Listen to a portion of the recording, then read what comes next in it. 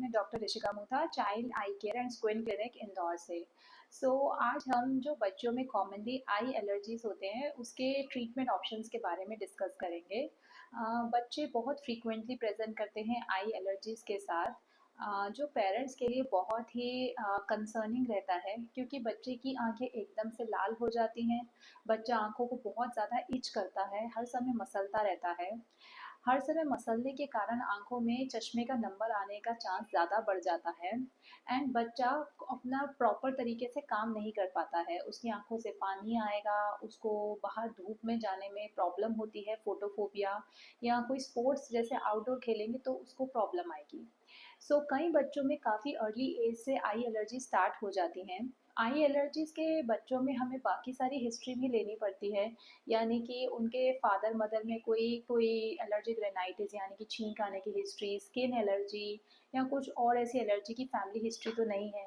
फिर बच्चे में भी डिटेल्ड हिस्ट्री लेनी पड़ती है कि बच्चे को कुछ और स्किन में एलर्जी का इशू तो नहीं है, आई में एलर्जी के कितने एपिसोड्स हो चुके हैं, क्या किसी पर्टिकुलर चीज़ से ही उसको एलर्जी होती है। एंड देन उसके बाद बच्चे का एक पूरा डिटेल चेकअप किया जाता है स्लिट लैम्प एग्जामिनेशन पे, कि उसका कितना कॉर्निया में इन्वॉल्वमेंट है, उसका कंजंक्टिवा कैसा इन्वॉल्व है, कोई उसको आंख के नीचे छोटे दाने तो नहीं हैं जो पलक को मोड़ के देखा जाता है। इन सब के करने के बाद बच्चों में आई के एलर्जी के लिए ट्रीटमेंट स्टार्ट किया जाता है। बच्चों में आई एलर्जी बार बार आती जाती रहती है, पेरेंट्स को ये समझना बहुत ज़रूरी है कि आई एलर्जी कोई एक बार में ही ठीक नहीं हो जाती है। उसके लिए बच्चे को आपने अभी दवाई दी, हो सकता है वो कुछ टाइम के लिए कंट्रोल हो जाए, 3 4 5 महीने के लिए, एंड देन बच्चे को फिर से आई एलर्जी स्टार्ट हो जाए। पेरेंट्स इसमें कई बार डॉक्टर्स भी बार बार वो बदलते हैं, उन्हें लगता है कि दवाई नहीं सही दी गई है, बट आई एलर्जी मैनिफेस्ट ही ऐसे करती है। बच्चे को कॉन्स्टेंटली एक प्रॉपर ट्रीटमेंट की ज़रूरत है। एंड आई एलर्जन अगर आपको कुछ समझ आए कि उसको डस्ट से है, कोई पोल्यूशन से है, किसी चीज़ से, तो हम उसे बचा पाएँ। जब आई ट्रीटमेंट में ऑप्शंस आते हैं तो हम बच्चे को जैसे आंखों में इचिंग ना हो उसके लिए एंटी हिस्टामिनिक ड्रॉप्स देते हैं। एंड देन कॉमनली बहुत ही ज़्यादा जब एलर्जी के साथ बच्चा आता है तो हमें स्टेरॉइड देने पड़ते हैं। अब पेरेंट्स का मेन कंसर्न ये रहता है कि स्टेरॉइड्स आखिर हम कितनी बार देंगे, बार बार स्टेरॉइड्स देते हैं, फिर उसका एक प्रॉपर कोर्स चलता है, उसको धीरे धीरे धीरे कम करके स्टॉप किया जाता है, जिस प्रोसेस में कई बार 1 महीना तक भी लग जाता है स्टॉप करने में। एंड जब तक पेशेंट के स्टॉप करो तब वापस कई बार बच्चों में रिकरेंस दोबारा से आई एलर्जी स्टार्ट हो जाती है, एंड फिर से ही स्टेरॉइड से दोबारा से कई बार स्टार्ट होना पड़ता है। एंड स्टेरॉइड से पेरेंट्स बहुत डरते हैं क्योंकि उसके कई साइड इफ़ेक्ट्स रहते हैं बच्चों में, कई कैटरेक्ट होने का, ग्लोकोमा होने का, और भी उसमें अलग साइड इफ़ेक्ट्स रहते हैं।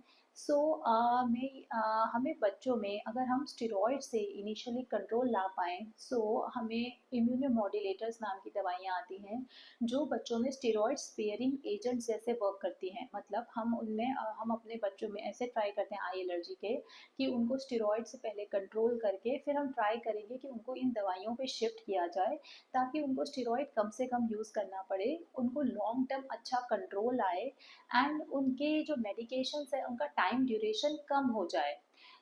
आपके बच्चे को अगर आई एलर्जी है एंड वो long term medication steroid use करता है एंड आप बहुत वरीड हैं, एक पीडियाट्रिक ऑफ्थेल्मोलॉजिस्ट के पास ज़रूर जाएं एंड इसके बारे में डिस्कस करें कि हम आफ्टर स्टेरॉइड्स आखिर क्या दे सकते हैं, ताकि हम स्टेरॉइड के साइड इफ़ेक्ट से अपने बच्चे को बचा सकें, उसका जो ग्लोकोमा के चांसेस है, कैटरेक्ट है, और जो साइड इफ़ेक्ट के चांसेस है उससे हम उसको बचा सकें। एंड इन एजेंट से बच्चों की आंखों में काफ़ी अच्छा कंट्रोल आता है।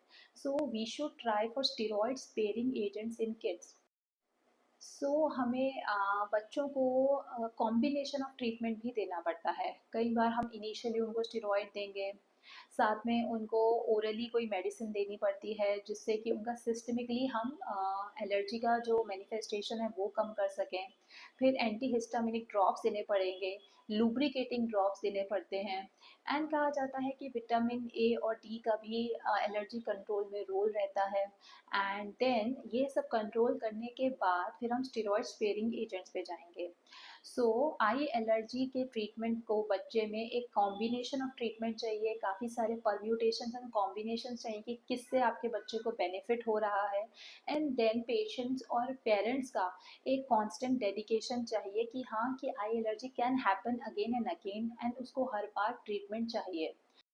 एंड जो बच्चों में आई एलर्जीज देखी जाती हैं विद टाइम, वो विद एज, जैसे कि बॉयज़ में कॉमनली देखा जाएगा 12-13 साल की उम्र तक ये आई एलर्जीज खुद भी थोड़ी थोड़ी कम होने लगती हैं। एंड आई एलर्जी के कारण जो आई इचिंग होती है उसके कारण एस्टिग्मेटिज्म यानी कि सिलेंड्रिकल पावर आने का हाई रिस्क रहता है। And excessive rubbing and itching से कॉर्निया पे अल्सरेशन के चांसेस भी रहते हैं। सो आई एलर्जी का ट्रीटमेंट प्रॉपरली लें, बिकॉज जो बच्चा है वो प्रॉपरली अपना पढ़ाई करना, आउटडोर एक्टिविटीज़ करना, ये सब अवॉइड करने लग जाएगा। सो एक आई एलर्जी का कॉम्बिनेशन ऑफ ट्रीटमेंट लें एंड अपने बच्चे को आई एलर्जी से बचाएं। Thank you.